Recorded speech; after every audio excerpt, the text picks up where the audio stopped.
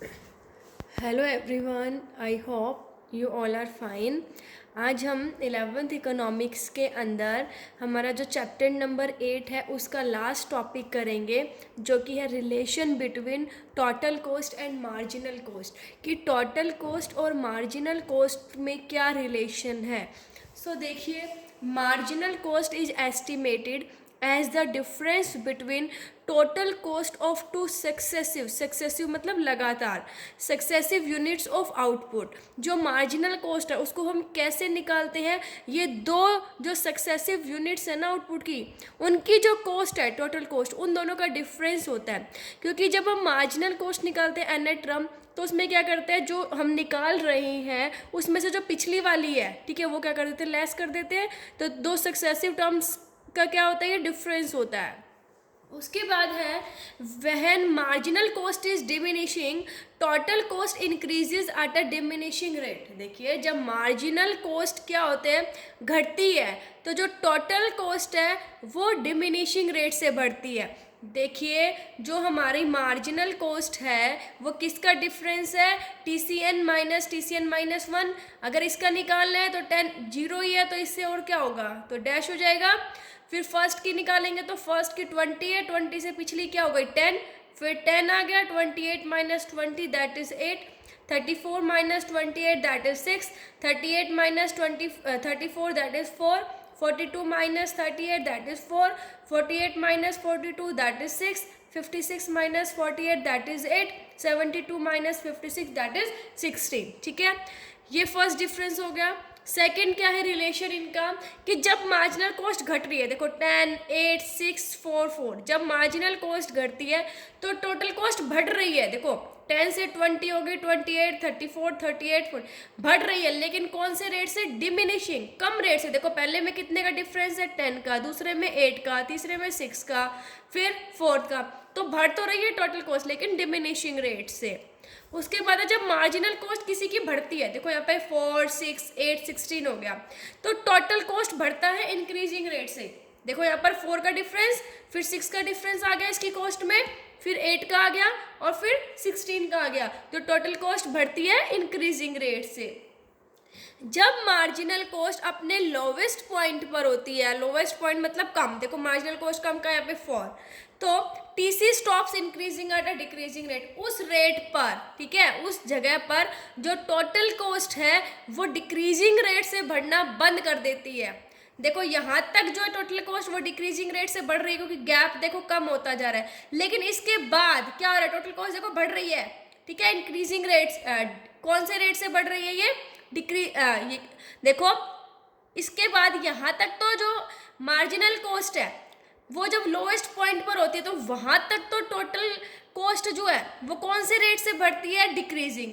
लेकिन इस पॉइंट के बाद, समझिए, इस पॉइंट के बाद जो टोटल कॉस्ट है वो इंक्रीजिंग रेट से बढ़ना स्टार्ट हो जाती है। ठीक है, इंक्रीजिंग मतलब जब मार्जिनल कॉस्ट कम होता है, कम होती है, अपने लोवेस्ट पॉइंट पर होती है, सबसे कम होती है, तो उस पॉइंट पर जो टोटल कॉस्ट है वो डिक्रीजिंग रेट से बढ़ना बंद कर देती है। उसके बाद वो कौन से रेट से बढ़ते हैं, इंक्रीजिंग। देखो 4 के बाद 6, 6 के बाद 8, जो डिफरेंस है वो बढ़ता जा रहा है। इससे पहले क्या था, डिफरेंस कम हो रहा था, है ना, यहाँ पर तो ये कांस्टेंट है। समझ में आया कि जब मार्जिनल कॉस्ट अपने मिनिमम पॉइंट पर होती है तो उस पॉइंट पर जो हमारी टोटल कॉस्ट है वो डिक्रीजिंग रेट से बढ़ना बंद कर देती है, और कौन से रेट से बढ़ना स्टार्ट हो जाती है, इंक्रीजिंग रेट से। मतलब हम ये कह सकते हैं जो मार्जिनल कॉस्ट है वो किसका रेट है, टोटल कॉस्ट में जो चेंज आता है उसका रेट है। ठीक है, देखो एक्स एक्सिस पर हमने आउटपुट लिए, ये हमारी टोटल कॉस्ट है, वाई एक्सिस पर हमने आउटपुट लिया, ये इधर मार्जिनल कॉस्ट। ये दो डायग्राम है। टोटल कॉस्ट देखो, टोटल कॉस्ट जो है हमारी, ये हमारा टोटल कॉस्ट है, और ये हमारी क्या है, मार्जिनल कॉस्ट है। ठीक है, अब देखो टोटल कॉस्ट देखो बढ़ रही है ना, तो टोटल कॉस्ट ये क्या हो रही है, यहाँ से देखो ऐसे जाके बढ़ रही है।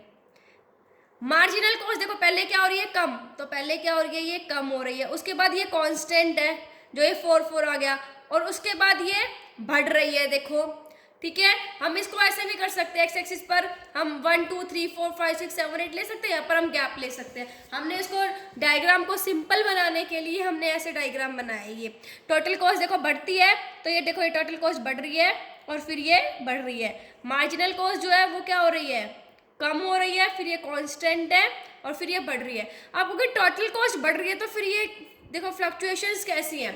देखो इस पॉइंट पर जब मार्जिनल कॉस्ट जो है अपने मिनिमम पॉइंट पर है, यहाँ पर देखो मार्जिनल कॉस्ट अपने मिनिमम पॉइंट है, ये लोवेस्ट मतलब 4 पर है, तो उस टाइम पर ये जो क्यू स्टार है ये क्या शो कर रहा है कि टोटल कॉस्ट ने डिक्रीजिंग रेट से बढ़ना बंद कर दिया। मतलब यहाँ तक तो वो डिक्रीजिंग रेट से बढ़ रही थी, टोटल कॉस्ट बढ़ रही थी लेकिन डिक्रीजिंग रेट से, लेकिन उसके बाद टोटल कॉस्ट इंक्रीजिंग रेट से बढ़ रही है।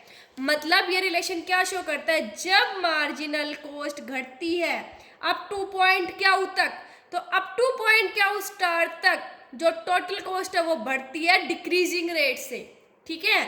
और जब पॉइंट लोवेस्ट पॉइंट पर होती है मार्जिनल कॉस्ट अपने, ठीक है, दैट इज क्या, तब टोटल कॉस्ट जो है वो क्या कर देती है, डिक्रीजिंग रेट से बढ़ना बंद कर देती है। और इस पॉइंट के बाद जब मार्जिनल कॉस्ट बढ़ने लग जाती है तो टोटल कॉस्ट भी क्या होती है, टोटल कॉस्ट जो है इंक्रीजिंग रेट से बढ़ना स्टार्ट कर देती है। सो ये इनका रिलेशन है। आगे होगा, आई होप आपको ये समझ में, ठीक है। और यही चीज़ हमने यहाँ पर जो अभी समझाई वही चीज़ है कि पॉइंट क्यू स्टार तक टोटल कॉस्ट जो है वो डिक्रीजिंग रेट से बढ़ रहा है। क्यों, क्योंकि मार्जिनल कॉस्ट कम हो रही है, और जब मार्जिनल कॉस्ट बढ़ती है, ठीक है, तो टोटल कॉस्ट इंक्रीजिंग रेट से बढ़ता है। और जब मार्जिनल कॉस्ट अपने लोवेस्ट पॉइंट को टच करती है तो टोटल कॉस्ट जो है वो क्या करती है, डिक्रीजिंग रेट से बढ़ना बंद कर देती है। यही 3 रिलेशन मैंने आपको इसके अंदर समझाए हैं कि जब मार्जिनल कॉस्ट घटती है तो टोटल कॉस्ट हमारे डिक्रीजिंग रेट से बढ़ती है, जब मार्जिनल कॉस्ट जो है अपने मिनिमम लोवेस्ट पॉइंट पर होती है तो टोटल कॉस्ट जो है वो डिक्रीजिंग रेट से बढ़ना बंद कर देती है, और जब मार्जिनल कॉस्ट बढ़ती है तो टोटल कॉस्ट भी इंक्रीजिंग रेट से बढ़ना स्टार्ट कर देती है। सो आई होप आपको ये रिलेशन समझ आ गया होगा। Thank you, stay safe, stay home.